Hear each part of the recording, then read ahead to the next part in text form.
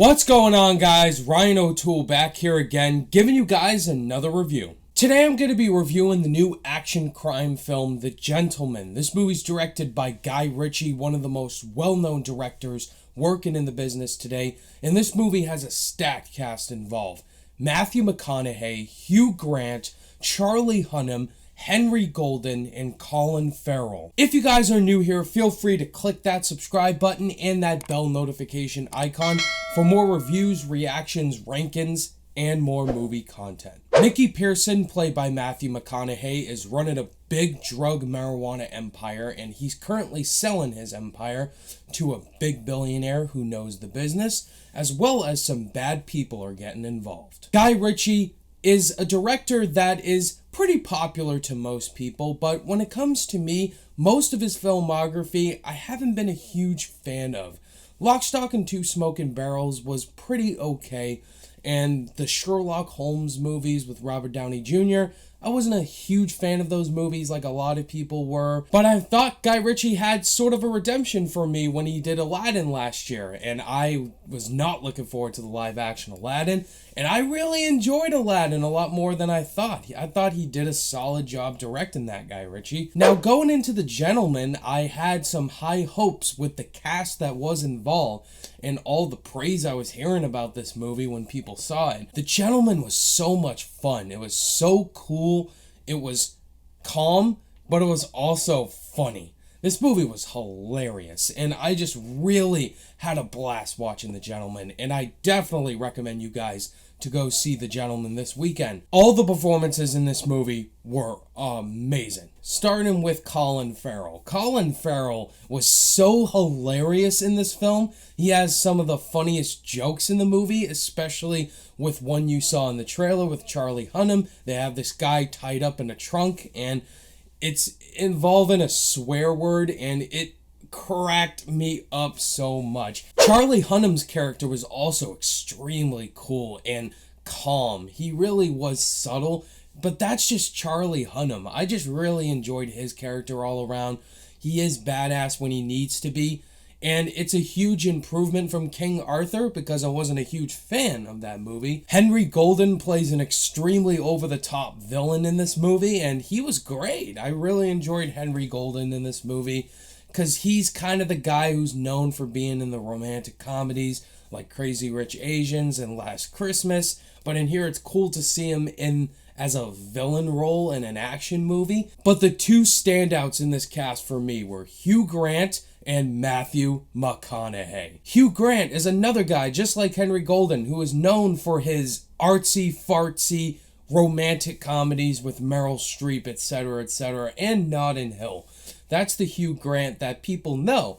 But after Paddington 2 and The Gentleman, Hugh Grant continued doing movies like this because you were awesome in this movie. He has the most dialogue next to Matthew McConaughey. He talks a lot. He's telling stories about McConaughey's storyline with Charlie Hunnam, and he was just so over the top and awesome. But Matthew McConaughey was my favorite part of this movie, easily. Matthew McConaughey stole this entire film.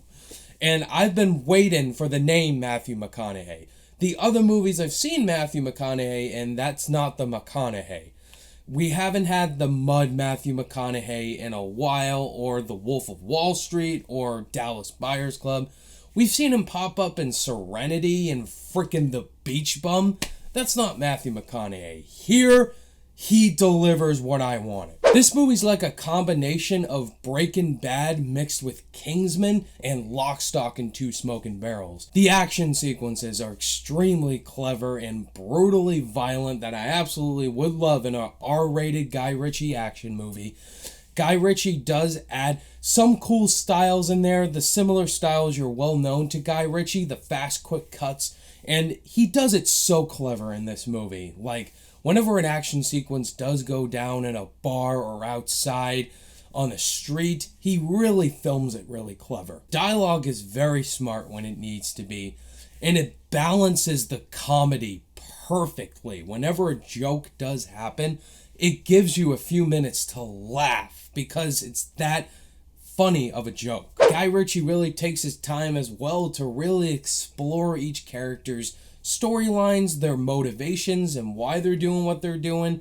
And it's really clever, and I really connected with each character's motivations, especially Matthew McConaughey's wife in the movie. She was really good. Jeremy Strong as well. Like, each character has something they're doing, and you understand why. Eddie Marsan's character was kind of my biggest issue with the movie. When his character does get involved with the overall story, there is a subplot with him that was kind of iffy to me.